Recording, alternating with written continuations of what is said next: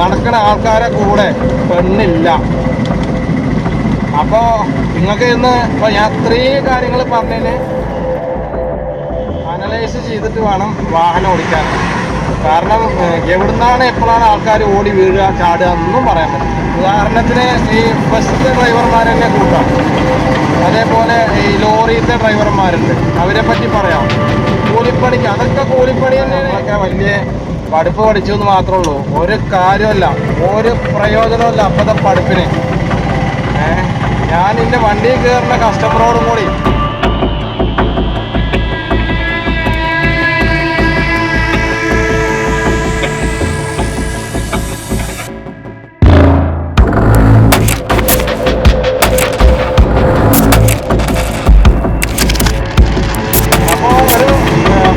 അറിയിപ്പ് 17-ാം തീയതി നമ്മുടെ മുഹമ്മദ് റിയാസ്, അതേപോലെ ശ്രീകണ്ഠൻ, പിന്നെ ഞങ്ങളുടെ കാലാവശി പഞ്ചായത്തിൻ്റെ ആളും കാഞ്ഞിരത്ത് വരുന്നുണ്ട്. കാഞ്ഞിരപ്പുഴ റോഡ് ഉദ്ഘാടനം ചെയ്യാൻ വേണ്ടിയിട്ട്. അപ്പോൾ എന്തായാലും നിങ്ങളവിടെ ഉണ്ടായിരിക്കണം.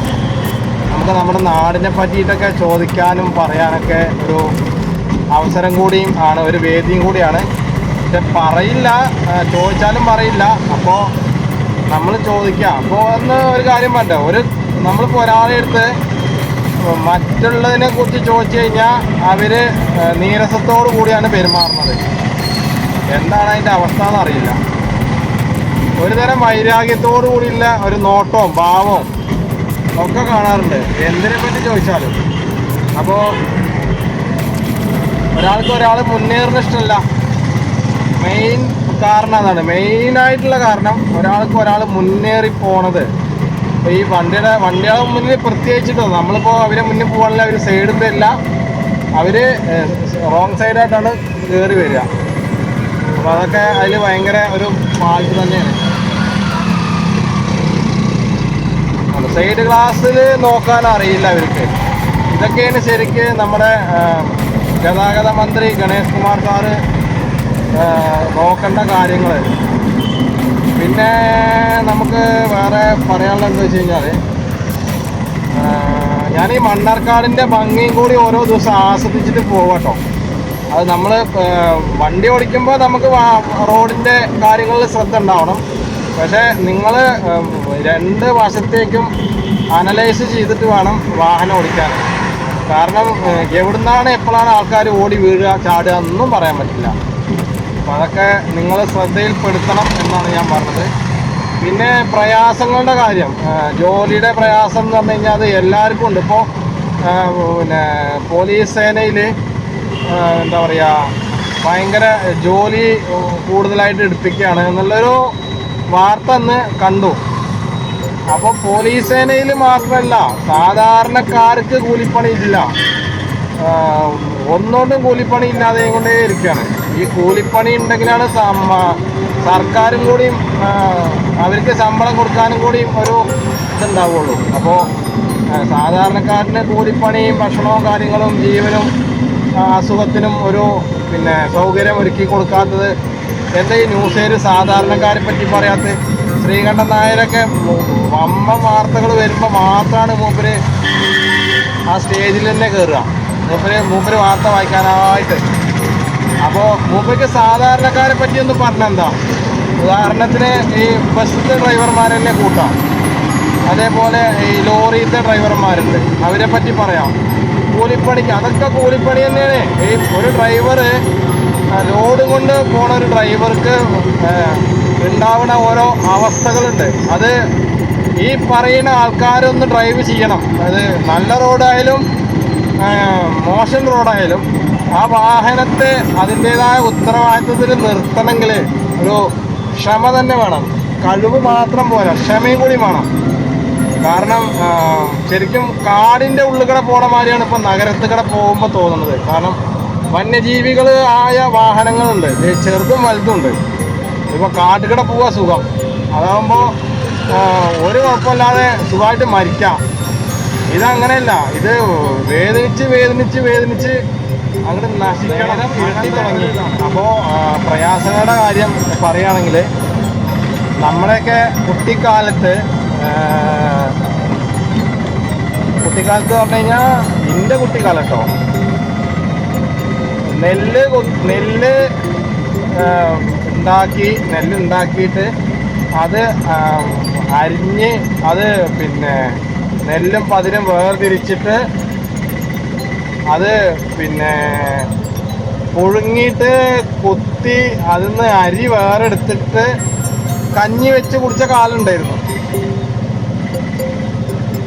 അപ്പോൾ പ്രയാസങ്ങളെ പറ്റി ഇപ്പം പറയുമ്പോൾ അന്നത്തെ പ്രയാസമാണോ ഇന്നത്തെ പ്രയാസമാണോ ഏറ്റവും വലുത്? ഞാൻ എല്ലാവരുടെ കാര്യത്തിൽ തന്നെ പറഞ്ഞത്.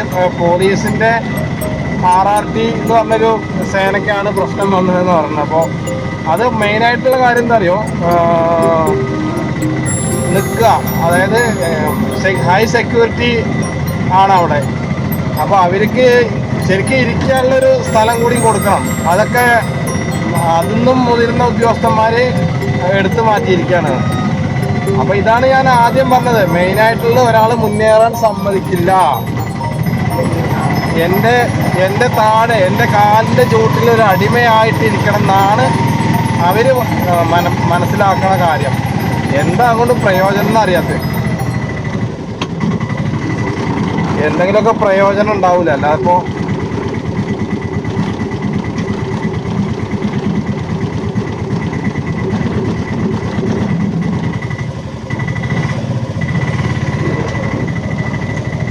നമ്മൾ ഓരോ ദിവസം ഓരോ ഉദ്യോഗസ്ഥന്മാർ താഴ്ന്നു പോവാണ്.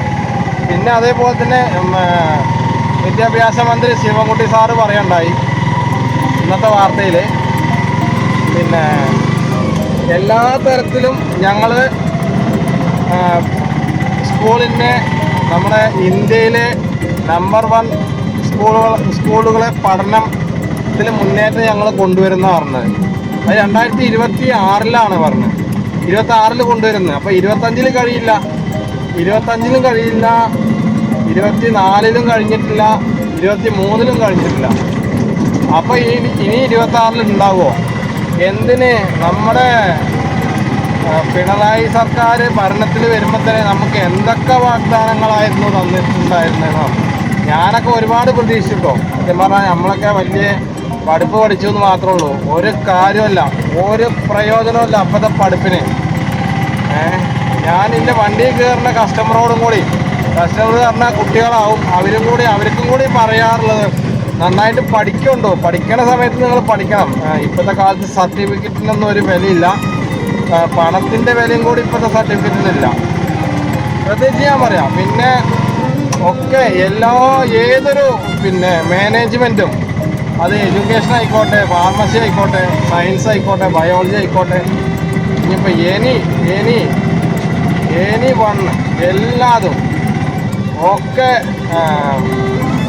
ഞാൻ ഇനി പറയേണ്ടല്ലോ. നിങ്ങൾക്ക് ഏകദേശം മനസ്സിലായിട്ടുണ്ടാവും. ഇപ്പോഴത്തെ കാര്യങ്ങളൊക്കെ നിങ്ങൾ ദിവസം കണ്ടുകൊണ്ടിരിക്കുന്ന ആൾക്കാരാണെങ്കിൽ, വാർത്തകളിലായാലും നാട്ടുമ്പുറത്തായാലും നഗരത്തിലായാലും നമ്മളൊക്കെ അനുഭവിക്കുന്നത് വേറെ മാനസികമായിട്ടുള്ള വെല്ലുവിളികളാണ്.